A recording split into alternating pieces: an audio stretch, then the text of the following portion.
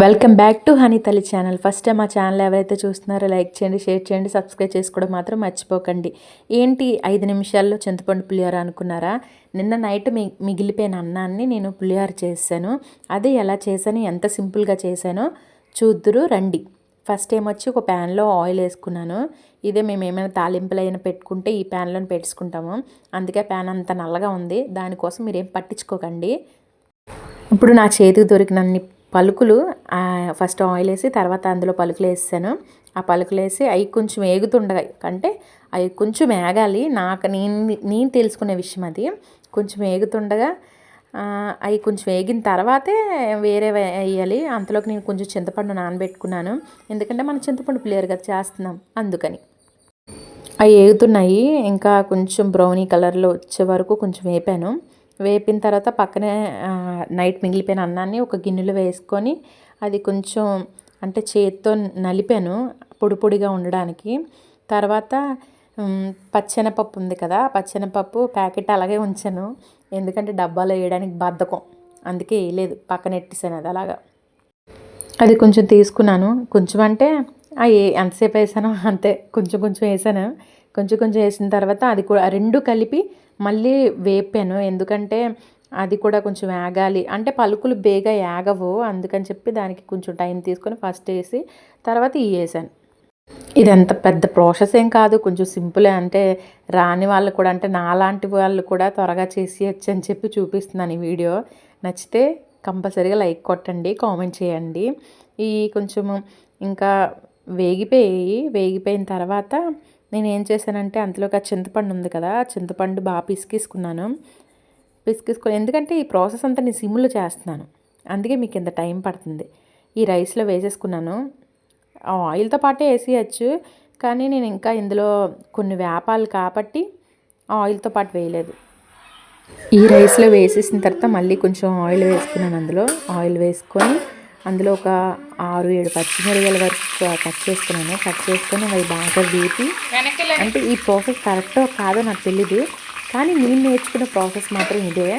అంటే మా అమ్మాయికి ఫోన్ చేసి, మా అక్కకి ఫోన్ చేసి అన్నం మిగిలిపోయింది ఏం చేయాలి, పులిహోర ఎలా చేయాలి అని నేర్చుకున్న పులిహోర మాత్రమే ఇది. అంత గొప్పగా లేదు, ఉండదు కూడా. ఏదో జస్ట్ మార్నింగ్ బ్రేక్ఫాస్ట్కి పనికొచ్చే విధంగా మాత్రమే ఉంటుంది. ఇంకా పచ్చిమిరకాయలు అవన్నీ కొంచెం అవి వేగిన తర్వాత అందులో కొంచెం పసుపు వేసాను. ఇందాకే పసుపు వేయాలి కానీ నేను వేయలేదు, నాకు అందులో వేయడానికి, అందుకే ఇందులో వేసాను. ఇందులో పసుపు కొంచెం, అది కొంచెం పచ్చివాసన పోయే వరకు వేగిన తర్వాత ఎండుమిరకాయలు కట్ చేసి వేయడం ఇష్టం ఉండదు నాకు, ఇలాగే డైరెక్ట్గా వేయాలనేసి. 3 తీసుకుంటే పచ్చిమిరకాయలు ఒకటి కింద పడిపోయింది, అందుకని మళ్ళీ తీసి మళ్ళీ అందులోనే వేసేసాను కడిగేసి. ఈ 3 పచ్చిమిరకాయలు కాదు, ఎండుమిరకాయలు, మర్చిపోయాను నేను ఎండుమిరకాయలు అనేసి. అవి కొంచెం వేగుతూ ఉండగానే నేను ఏమొచ్చి కొంచెం జీలకర్ర అనేది వేసాను. జీలకర్ర మన టేస్ట్కి అంటే అంచనా ప్రకారంగా కొంచెం వేసుకున్నాను. కొంచెం వేసుకుని అది కొంచెం కూడా వేగిన తర్వాత నేను ఏం చేశానంటే ఆవాలు ఉంటాయి కదా, తాలింపులు పెడతారు పోపులు, అవి కొంచెం ఆవాలు వేసాను. ఆవాలు వేసిన తర్వాత అది బాగా వేపి, నేను ముందే చెప్తున్నాను అంత గొప్పగా ఏముండదు, మీరు ఉప్పు ఎక్కువ వేసుకుంటే నేనేమీ చేయలేను. నాలా వంట రాని వాళ్ళు మాత్రమే ఇది ట్రై చేయండి, వంట వచ్చిన వాళ్ళు మాత్రం చూడక్కర్లేదు, వెళ్ళిపోవచ్చు. అలాంటి వీడియో ఇది. ఇది చేస్తుంటే మధ్యలో మా హనీ వచ్చి అమ్మ అట్టు టిఫిన్ తేలేదు మా ఆయన ఈరోజు, అందుకని చేస్తున్నాను. కరివేపాకు చూడండి అంతేసాను. అంతా నా చేతికి దొరికినంతే వేసేస్తాను, ఇలా చేతితో పట్టించుకుంటేనే వేసేస్తాను. మ్యాక్సిమం వంట చేసే వాళ్ళందరూ అదే కదా చేస్తారు, ఇలా స్టైల్గా తీసి స్పూన్తో వేయడం అలాగేం చేయరు. మామూలుగా చేతికి ఎంత దొరికితే అంత వేసేయడమే. వాళ్ళకి అంచనా ఉంటుంది, రోజు వంట చేస్తారు కాబట్టి వాళ్ళకి అంచనా. చూడండి కరివేపాకు కూడా నేను అది కొంచెం వేగిన తర్వాత కొంచెం అది కూడా వేపేసిన తర్వాత ఇంకా నేను ఎందుకు ఇంత టైం అంటే నేను సిమ్లోనే చేస్తున్నాను. అది కూడా ఇది ఎక్కువ టైం ఏం కాదు, 7 మినిట్స్లో అయిపోయింది. అయిపోయిన తర్వాత ఇంకా కలిపేసుకున్నాము. చూడండి బాగా వేగాయి కదా, ఇలా వేగితే చాలు. నేను రైస్లో కలిపేసాను.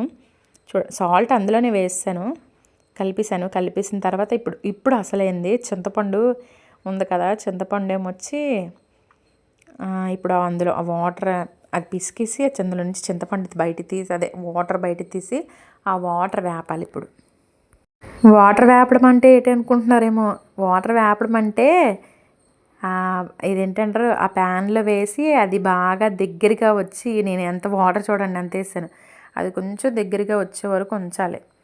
నిజంగా మా ఆయన నా వంటలు తింటున్నాడంటే చాలా గ్రేటే, ఎందుకంటే మనకేమి రావు కదా, అందుకే.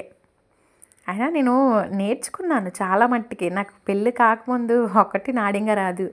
తర్వాత నేను అలా అలా అలా కొన్ని కొన్ని వంటలు నేర్చుకున్నాను కాబట్టే ఇప్పుడు కొంచెం వండగలుగుతున్నాను. పోన్లే మా ఆయన తట్టుకొని తినగలుగుతున్నాడు నిజంగానే. మా ఆయన నాకన్నా బాగా వంట చేస్తాడు. అయినా సరే నేనే వండాలి మా ఇంట్లో.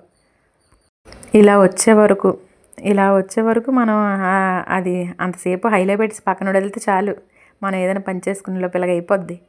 ఇలా అయిపోగానే మనం ఇంకా స్టవ్ ఆపేసుకొని కొద్ది కొద్దిగా ఇంకా రైస్లో వేస్తూ ఇంకా రైస్ కలిపేసుకుంటే బెస్ట్.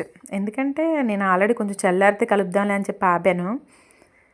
లేదని చెప్పేసి మళ్ళీ ఎందుకులే అని చెప్పి మళ్ళీ అందులోనే ఇవన్నీ వేసాను కదా, అందులోనే కొంచెం కొంచెంగా వేసాను, మొత్తం అంతా వేసలేదు. ఎందుకంటే అది కొంచెం పులుపు ఎక్కువ ఉంటుంది కదా అని చెప్పి కొంచెం వేసి కొంచెం మళ్ళీ ఇంకో నెక్స్ట్ టైం అని పులిహోర వండుదామని దాచేసాను, ఫ్రిడ్జ్లో ఇచ్చాను. అది ఎన్ని రోజులు ఉంచలేండి, ఈరోజు రేపు మళ్ళీ పులిహోర వండేస్తాను. కాలుతుందని భయంతో నేను ఇంకా గరిటతోనే కలుపుతున్నాను, లాస్ట్ వరకు గరిటతోనే కలిపాను. ఈ పులిహోర మీకు నచ్చితే లైక్ చేయండి, షేర్ చేయండి, సబ్స్క్రైబ్ చేసుకోవడం మాత్రం మర్చిపోకండి. మీకు నవ్వు వచ్చినా నవ్వు మాత్రం పక్కనెట్టుకోండి ప్లీజ్, దయచేసి ఏమనుకోకండి.